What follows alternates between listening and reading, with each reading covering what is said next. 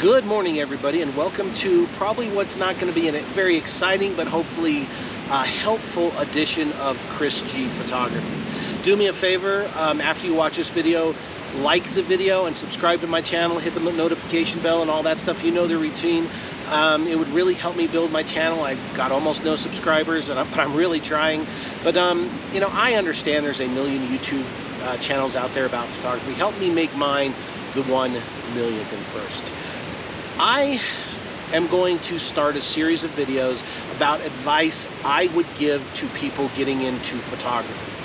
And normally I guess you would start out with the least important, move to the most important, but I am actually going to start with the most important thing I think you need to do if you're trying to make photography your profession. In other words, you need to figure out a way to take all the cameras you've purchased and make it pay your bills. So that's who I'm really talking to. If that doesn't apply to you, maybe you don't want to watch this video, but I'm really talking to those people who are trying to make photography their profession. How they make their money, how they pay their bills. And I'll also say this, is I am not going to say something here that's going to give you the golden ticket. You might be sitting there with a pad of paper right now just waiting, okay Chris, what is it? What is it? What do I need to do to make money with my camera? And I am not going to give you that. I am not going to just hand you this answer. And matter of fact, if anybody is out there telling you, you do this and you're gonna make money with your camera, I don't know that that's true. But I do know one thing is true, and that is what this video is about. The thing that I firmly believe, that if you want to make money with your camera, is this very simple idea. You need to be better at business than you are at photography. Let me repeat that. You need to be better at business than you are at photography. I do firmly believe that you could be a mediocre photographer and a great business person and make a living at being a photographer. However, you could be the world's greatest photographer, produce fantastic work, and be lousy at business and fail at your photography career. So now I'm going to give you two examples of things that I have experienced or witnessed that are good examples of what to do and what not to do. And we're going to start out with the what not to do. Back in my very early 20s, I was in the photo industry in the retail side. I worked photo labs and I worked camera retail when camera stores still existed.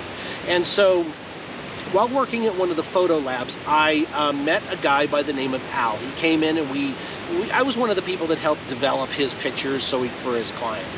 And we developed a relationship over time. And as a way to get myself some experience and things, I decided to start assisting Al on some of his photo shoots. Matter of fact, Al was one of the people who photographed my wedding. I also photographed my own wedding, if that makes any sense. But he's one of the people who did photograph my wedding. But Al, in my opinion, was not a very good business person.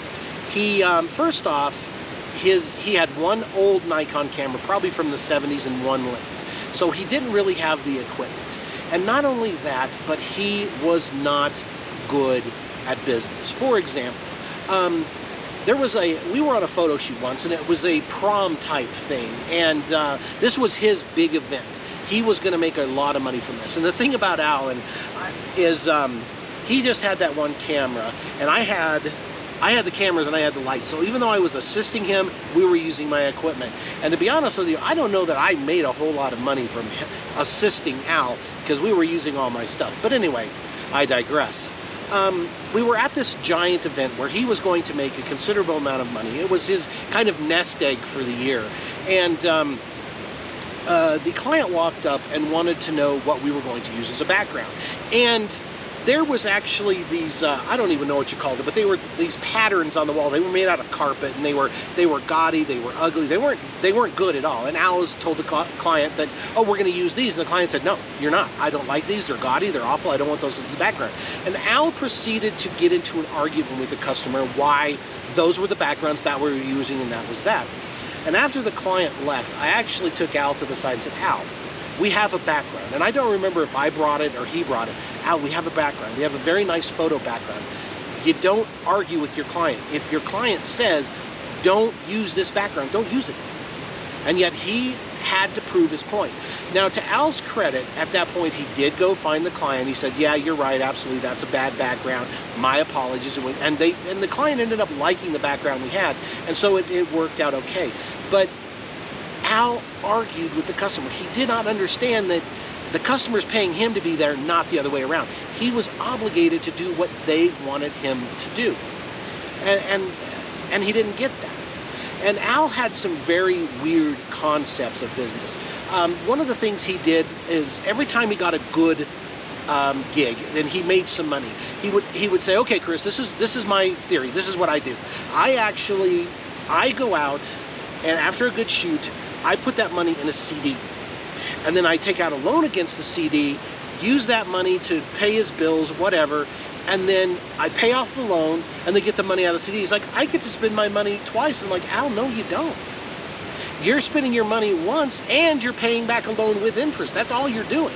You're not spending your money twice. You're spending it once and paying back a loan with interest. And he also used to say this thing, I'm rubbing 2 nickels together and just trying to make a living. It's like, dude, and I told him this once, you can rub nickels together all day long. You're just wasting your time. You need to be out there finding clients. Don't rub nickels together. And he also thought that, and he read an article or something one time, and the article basically said it takes about 2 to 3 years for people to realize your business is there and starting to use your business. And where Al had his little shop located, his little studio located, was in an okay part of town, but it's not in the part of town that people would consider spending a lot of money on photography. I mean, he did tell me once that he put out flyers for senior pictures in an apartment complex. It was right across the street, but I lived in that apartment complex as a teenager.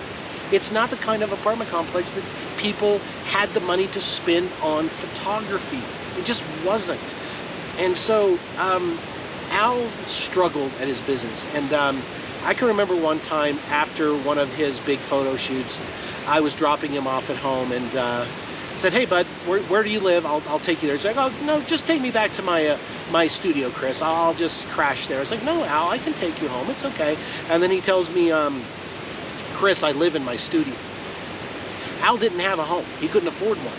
Because again, it goes back to, he wasn't good at business. He wasn't really that good at photography. And so he was bound and determined to make it work, and it wasn't working. It just wasn't. And so he struggled financially. He struggled in every part of his life, I think. And it was just very difficult to see. And it's one of the lessons that I learned early on is, man, photography can drain you financially and spiritually and emotionally and everything, because it is so hard. Photography, no matter what your part of photography you're doing, is an art. And art is really hard to get into. So he struggled immensely. And the last time I saw Al, he was not taking photos anymore, but he was actually working in construction, some kind of business where they built houses off-site and then transferred them to a site where they actually put the house. I don't even know how that worked. But Al failed. Why? Because he just wasn't good at business. He didn't understand business, and he never tried to understand business. And so that's really why I think Al failed. And now I want to talk about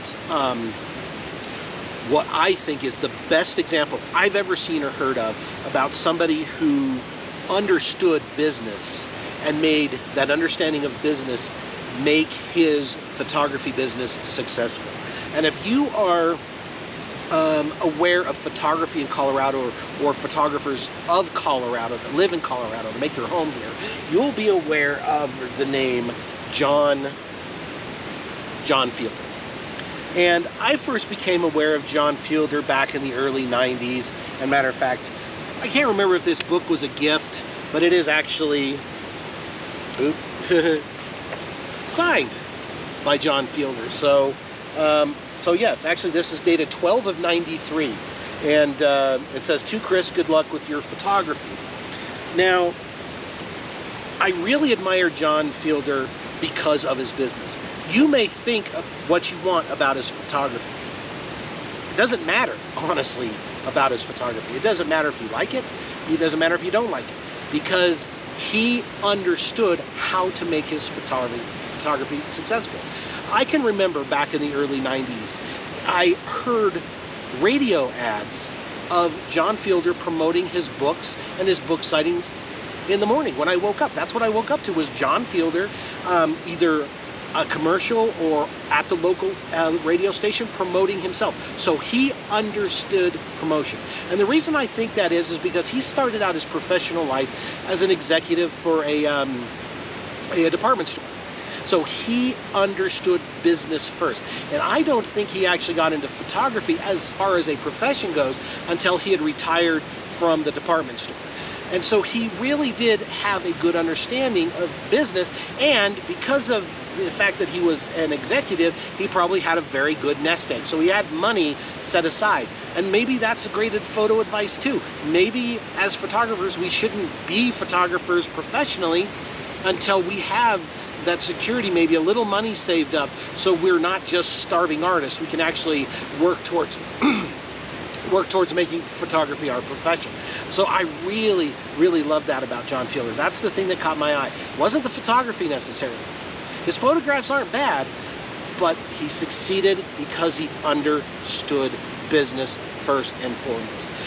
If you watch a lot of YouTube, and speaking of YouTube, this was before the internet, this was before YouTube. He succeeded in spite of the fact that none of these things existed. He got it done with no YouTube and no internet. Think about that for a minute. But going back to where I was about to go, was about to talk about, is if you look at YouTube videos about landscape photographers, there's been this kind of fad almost, and that's kind of an unfair term, but they all like started producing books at the same time. And the really cool thing about John Fielder is, and again, this is not practical for us everyday folks, when he wanted to publish books, you know what he did? He bought the publishing company. He bought it. It's his publishing company. I just heard something. Hold on. Not sure what that was. But anyway, so it really doesn't matter the quality of the photos in these books. It's his publishing company. He could literally publish a book called Bad Photos, and because he's good at marketing, because he owns a publishing company, he could get it done. How smart is that? You own the publishing company. And again, I understand that is not a practical thing. We're not all going to have the capital to go out and buy publishing companies. But that is so genius. He bought the publisher. So another reason I'm really doing this video is because I am also in the process of figuring this out myself. Okay? I have almost no followers on YouTube. I'm about to go get a job because I haven't been working for several months trying to get this going, and I need to start working again.